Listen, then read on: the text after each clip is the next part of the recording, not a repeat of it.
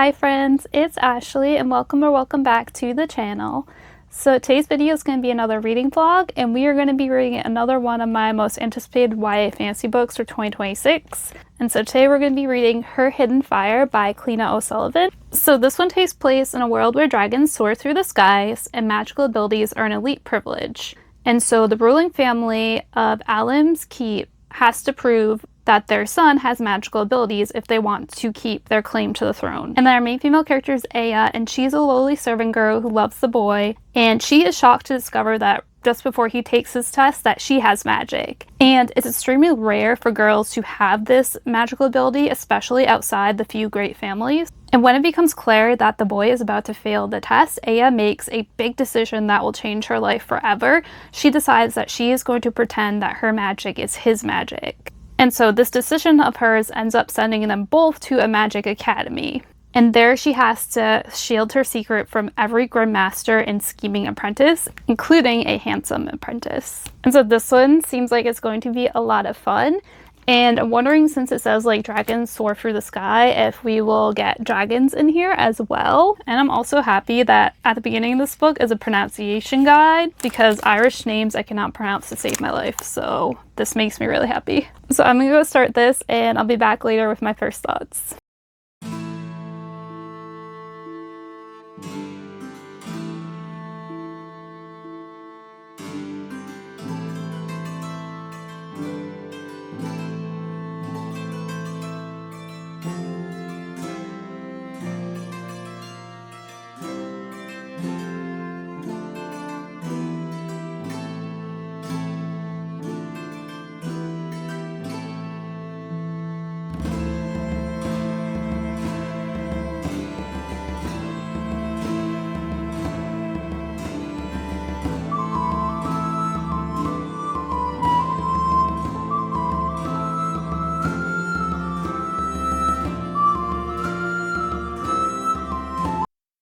This takes place at the beginning of spring, which is cool because that's the season we're in right now. Hi, so it's a few days later and I'm here with a reading update because I have made it to page 208, chapter 17. And so this book is a little over 400 pages, so I am almost halfway through. And so far I am thoroughly enjoying this. I'm having a good time with this. And it has been a little different from what I was expecting, but in a good way. So the beginning starts off with our main female character, Aya, scaling the side of a castle, which I was not expecting. So she climbs the side of this castle and she enters through the window in order to get to the room of our love interest in the story, who is Yunain, which even with the pronunciation guide, I don't know if I'm saying that right. And then that's the other thing that was different from what I was expecting, is the relationship between Aya and the love interest was different right from the very beginning than what I was expecting. So in the cover of the inside flap of this, it says that Aya's a lowly servant. So I was like thinking she was going to be like admiring the love interest from afar. But that is not the case at all, because it actually turns out that they're very close. They are like the best of friends, and they have been since they were children. And this is because, like, she grew up right alongside him, like, and they did, like, the same thing. And she used to actually sleep on the floor of his room next to the fireplace because he used to have nightmares, and his mother was always busy taking care of his older brother and kind of didn't give him as much attention and care that he needed. And so that's why Aya was kind of like his shadow and his companion. And so now she is sneaking into his room to visit him before he goes to his trial that will determine whether he has his magic. And so in chapter 1, that happens, and then they go to the trial, and Aya ends up making the decision that's talked about on the inside flap, where she pretends that her power is his power. And so chapter 1 ends up with him passing because of that. And then chapter 2 goes back to 1 week earlier, which I also wasn't expecting the story to be set up like that. But in that first chapter, the way it was written, like, it was clear that the characters knew things that we didn't know. And so that made me like very intrigued and made me want to know more. And so going back 1 week earlier, we get to know the stuff that they clearly know at the beginning that we don't know. And that includes how Aya first gets her powers. And so then the rest of part one, almost all of it, is that 1 week earlier, which part one's about 100 pages. Except for the very end of the part, we see Aya and the love interest heading off to go to the school that is on an island so they can learn how to use their magic. And the magic system and the world building were the two things in the beginning of this book that really drew me in and made me want to read more. So in this world, some people have this energy that allows them like to manipulate things. And so with this power, they can do pretty much anything. They can grow crops, they can build buildings, they can heal people, they can fly. Pretty much the possibilities of this magic is limitless. So the people who have these powers are called channelers, and usually it's people from noble family, and it is usually passed along in the bloodline. And also something that is very interesting is most of channelers are guys. And then in addition to channelers, there are keepers, and keepers are the ones who keep the power of the channelers. And most of them are women, which is also very interesting. You find out very early in the book that the power dynamic between the two is not even at all. The keepers are pretty much the servants of the channelers. And so everyone, when they turn 17 years old, they have to take this test called the Reckoning, which determines if they have magical abilities. So if you have magical abilities, you then go off to the island to train. And it is illegal to use your magic without first graduating from this school. So for the past 100 pages, Aya and the love interest have been at this school. And Aya, so far as a character, I'm really loving her. So in the beginning, I was a little unsure of her, but now I really love her. I just love how fierce and loyal and clever she is, and how like she will do anything for like those that she cares about. And I will say that like in the beginning, when she was using her magic and she was kind of just like figuring things out really easily, it almost seemed to me like she was learning things too easily, too quickly. But now that they are on the island, I feel like that's not really bothering me anymore. And right now, like, I just really feel for her and what she's going through at the moment, and like how much she is like sacrificing in order to help this boy that she loves. And speaking of the love interest in here, you learn early on that he has feelings for Aya as well, so her love is reciprocated. But their relationship makes me really nervous because I am so afraid that it is going to go south, and I feel like there's already like red flags pointing towards that way. And it just makes me really nervous because they have the obstacle of him being from a noble family and her being from a common family. And so that is already going against them. And so I have mixed feelings about their relationship because I really want to root for them because of how much Aya like cares for this boy, and how it is clear that he does have feelings for her. But at the same time, like, I've seen some of the red flags and I'm like, this might not turn out well. Then the inside flap did mention a second love interest, and we had been introduced to him, and I really like him like a lot, and I feel like I'm kind of rooting for him at this point. Like at this point, he is kind of a foil to our first love interest, and he already said something in here that just made me like really giddy. And I'm gonna read that quote. It's on page 203, and I don't think it has any spoilers in it, but I'm going to read that now, so just be warned of that. So on page 203, he says, "Love isn't just waiting or sacrifice, you know. You deserve better than that." And that just made me so giddy. And so I really like him so far, but also at the same time, he's still kind of a mystery. We don't know too much about him yet. Oh, and there has been mention of dragons in here too. Not too much, but a little bit. Like there's been a dragon sighting, and there's been some stuff said about the dragons as well that makes me think that there's a secret being kept about them. And so in this world, one of the roles of the channelers is to kill dragons. They go dragon hunting.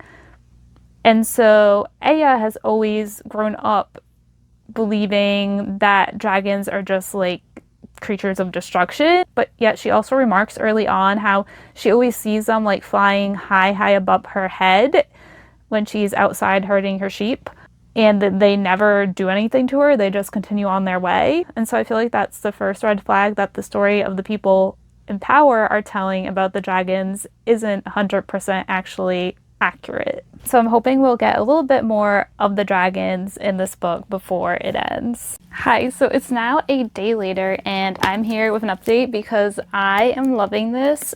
So I am now on chapter 28, page 344. So I have less than 100 pages left in this book, and I decided I'm going to finish this tonight. That wasn't originally my plan, but I got home from work, I read a little bit more of this while I was waiting for my dinner to cook in the oven, and I just did not want to put this down, and I need to know what happens. I need to know how everything turns out. And so I was going to edit tonight after dinner, but nope, I'm going to read this instead. I can just edit tomorrow morning because that was originally when I was planning to finish this, but I'll just flip-flop the two and it'll be fine.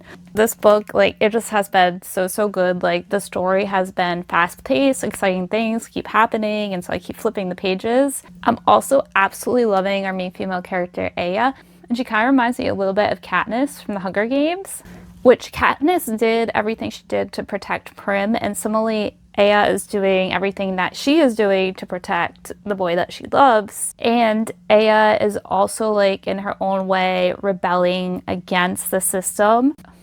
And so far, Aya has been rebelling against the whole power system in a kind of secretive and quiet way.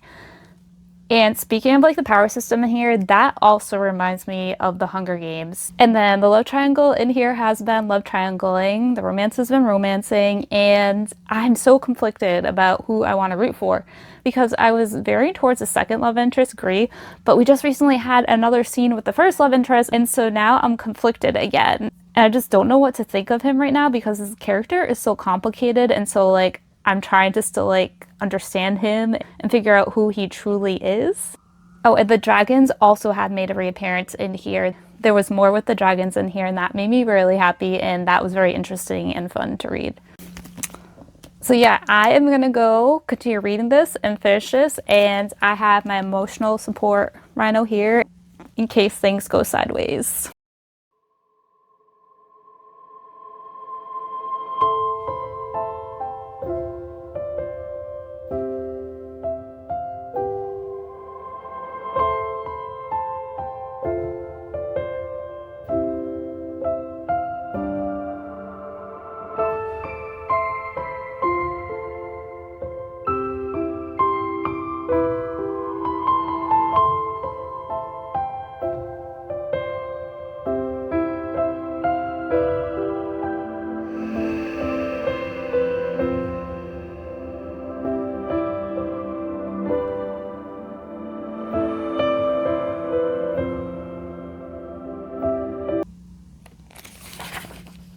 That was an awesome ending. That ending was so good.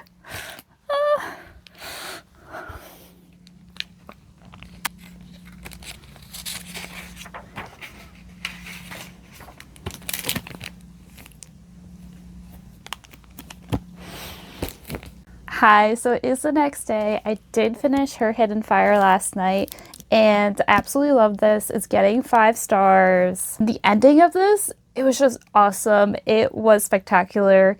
It is the first book in a trilogy, so there are some loose ends, but that being said, the ending of this was just so satisfying. And I was also surprised to find out that the second book, which is called Her Rising Flame, comes out November 3rd. So that's this year. November is still kind of far away, but I'm surprised that it's coming out this year and not, like, next year. And another interesting thing about book 2 is it's going to have perspectives from the love interests, as well as Aya's perspective. And this book only had Aya's perspective, and I feel like if we had gotten the perspective of the love interest, especially the first love interest, I feel like I would understand him maybe better if I had his perspective. So it's going to be, like, very interesting to get his perspective in the next book. And speaking of the love interest, the romance in here, I really enjoyed.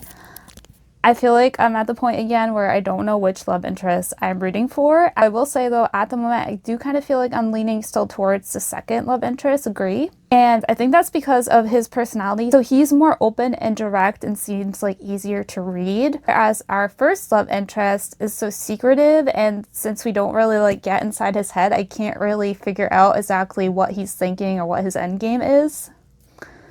And so I feel like that's why I like the second love interest just a little bit better at the moment. That being said, though, the romance in this book is just like a small part of the book. There is so much more going on, and this book does focus like a lot on Aya as a character and her growth and how she's just trying to figure out her place in the world and who she wants to be in a world that is full of corruption. The narrative and the message of the story does like revolve around that whole idea of absolute power corrupts absolutely. And I just thought like the narrative and the message of the story was just so beautiful, so well done, so inspiring and powerful. And this book does touch upon some heavy topics such as abuse and death, and I feel like this book handled those topics really well. And there were some times in this book where the social injustices that our main female character and the other characters are facing just made me so mad. And I know like that was the whole point of it. It was supposed to make you mad. And overall, I feel like the book handled those really well, but also it's balanced out with like a sense of hope. Like there is never a time in the story where it feels like the story is too dark. There's always like some light to balance out the darkness. And those are my favorite types of stories. Like if you are going to put me through hard times and suffering, then I need some light, some hope to balance out the despair. And this book does that very well. And this book is also very fast-paced and very action-packed. And there's not a lot of downtime, so I feel like this would be a really good book to read if you are in a reading slump. Also, I know earlier I said this reminded me of the Hunger Games, but also this book reminds me a little bit of Fourth Wing. So yes, there are dragons in here like there are in Fourth Wing, though the dragons in here definitely play a lot smaller role than they do in Fourth Wing. And also, Aya, like Violet, is an underdog, and so the people around her are constantly underestimating her. So those are all my thoughts on Her Hidden Fire. I love this. I would definitely recommend it. And I actually borrowed this from the library, so I'm going to need at some point to get a copy to add to my shelves. But if you read this, let me know down below what you thought of it. Thank you so much for watching, and until next time, bye!